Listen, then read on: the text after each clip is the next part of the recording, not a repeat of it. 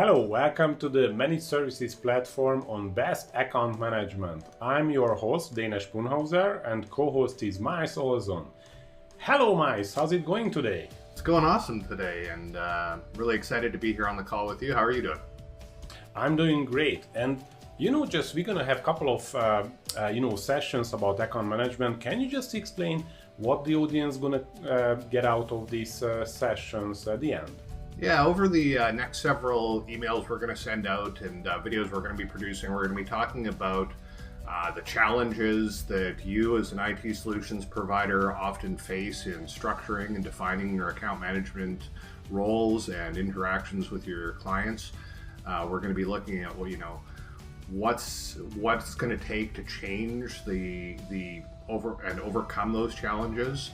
How to structure it, the benefits you're going to see from actually elevating your levels of account management, and try to give you as many resources as possible to hit the best account management possible. That sounds awesome, Mike. Let's get into the weeds. Like, what do you see as the major challenges with account management for the managed service providers?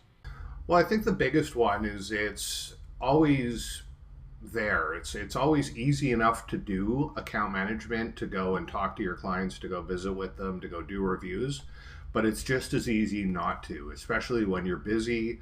There's always, tickets coming in, there's always projects that need completed. If you're in a role as a principal or an owner, there's always all the other things about running a business. And so getting around to it is often one of the least urgent things you need to focus on. So it seems to be many times that it's just happening, right? Because there are contract renewals and they do some kind of quarterly business reviews or totally ad hoc, right? Most of the time. Is that true? Yeah, that's the challenge. You always want to get to it, and then it feels like for a lot of MSPs it's, oh, we're up for renewal. Well, I guess we better do a review. And unfortunately, that's setting yourself up for failure. If you're not proactive about it, if you're reactive about it, then you're never going to be able to deliver that level of excellence to the customer that both my you and them question deserve. that we see many different levels of account management. There are some smaller companies like the owner is actually doing the account management role. Some larger organizations, like there are dedicated account managers. Like, do you see any, or do you have any definition for account management? Because I believe sometimes that can be a problem, that's not real, or that there is no real definition, like what's the expectation around account management at all. Yeah, we've been talking about that quite a bit lately, actually. So we've got these 5 different levels or stages. And the first one, just no account management is happening right now. So your business is in reactive mode all the time. And then the next level from there is it's just ad hoc. Maybe you're doing something, but it's not really defined. So you're lacking definition in the role. And unfortunately, especially if you have no definition in the role and you're expecting somebody else in your organization to be doing something, you're setting them up for failure. Because if they don't know what the expectations are, they don't know what is considered success or failure, they're just going to be a ship without a rudder. The next level after that is conscious account management, where you have expectations and definitions and there's some type of regular activities happening. So you're conscious of the effect it's having on your business, and your clients are conscious of the effect that you have in the success of their business. So now it's happening it's clear and everybody knows what's at stake. After that, you become a trusted account manager. Now you're really able to provide advice in a trusted capacity that's going to start guiding the success of those businesses, because it's defined, there's accountability, so it's measurable. It's a process now. And it's process driven, it's systemized, and now it's fully proactive. It's not reactive at all. And then the 5th level or stage is really where we get to best account management, and that's where it basically runs itself like a machine. So it's duplicatable, it's systems driven, and everybody knows exactly what the path to success is, and you can duplicate it. Now you can really start to scale your business up because it's directly linked the account management is directly linked to your revenue because it's directly linked to the customer's success with technology driving their business goals and their revenue. Yeah, that's an interesting point. Like what get the revenues and how these affect the account management. Is many times like what account management is like an important but not an urgent activity. So if there are no triggers, it's not gonna happen, right? That's it's not a distraction. It's more likely a proactive approach has to be covered. But actually, what's at stake? So okay, so we can not do account management pretty easily, right? Because we don't do the QBR, or we are missing one quarterly business review, or the business review is not going to be business driven. It's more likely, how many tickets I closed or things like that.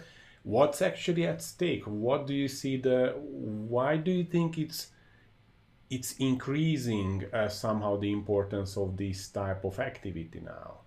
Yeah, it has a lot to do with the slight edge principle. So it's like exercise or making good lifestyle choices or eating right or smoking or anything like that. Over the short term, you're probably not going to see much impact. So doing one QBR or one engagement with your client isn't going, you're not probably going to double your revenue from that client by doing one. You might get some success, you might not get any. But over a year or 3 years or 5 years is the difference between you keeping that client, elevating how much they're spending with you, elevating their success. Like exercise, if you don't exercise at all, you might not see any negative consequences to your health over a year or 2 or 5 years, but in 20 or 30 years, that's where you start to see the negative consequences. So it's that slight edge principle. And so if the more proactive you are about it, the more consistent you are about it, the more you're going to raise your clients' operational maturity in how they adopt technology, which means they're going to see the value in investing. And if you don't, they're not going to see the value of investing in technology, and you're going to become a necessary expense, and eventually they're going to base your value on price. Yeah, that's the commodization. That's what we hear from mostly every MSP, is that the price pressure and the competition is coming. So I know we're gonna cover lots of grounds on those, next episodes. Just, probably people are kind of conscious and anxious, like, okay, but what to do next? Like, okay, now I understand the problems and everything. What to do? What was the first thing, Mice, you think should be done to be better or to be closer to this idea of best account management? Right. Well, the first thing is to evaluate where you think you're at today. And it's okay if, some days you might feel like you're at a 1, some days you might be feeling like you're at a 3. Those days are, it's going to change. But evaluate at least where you think you're at right now and make some type of plan and take some type of action to get yourself to the next level. And don't try to jump a level. Don't try to go from level 1 to level 4 or level 2 to level 4. Realize that you're going to have to work your way up these levels deliberately and have that expectation so that you're prepared to do the work and just act. It's easier to act yourself into good thinking than it is to think yourself into good acting. So don't over-engineer it. Don't overthink it. Just take some steps to actually make some progress. It's interesting what you get like jumping too high, like what that actually means, because because that's a major trap, right? When you start working on so hard, you try to figure out the processes, the tools, how to tie everything back to ConnectWise or Autotask, and how the things are flowing, and you just actually forget one thing: meet with a client, right? So Just have a meeting. Go yeah, so what, because that's, I think it's natural for this community of engineers, and that it's in front of your computer, you can design this process and get ideas and everything. What do you think it's just like helps people to get those meetings, or how to commit to those meetings, or how to make sure you gonna start to get some momentum with clients, and then you are able to build up the process? So how to get this pressure off from the managed service provider not to over engineer this? Yeah, and it's you just actually have to take action. Go set up a meeting. We're going to talk about and provide some resources on how to do that in the next few emails. So don't feel like it's got to be a big thing. I mean, I don't know how many times I've tried to build myself the best budget spreadsheet in the world before I've actually gotten around to doing something about my budgeting. But it is our nature to go and try to engineer something fantastic. But it doesn't have to be that complicated. And then in the next couple of videos we're going to send out, we're going to provide some resources on how to take some quick, easy win next steps and just start gradually working your way up those maturity levels. Miles, thank you very much for this session.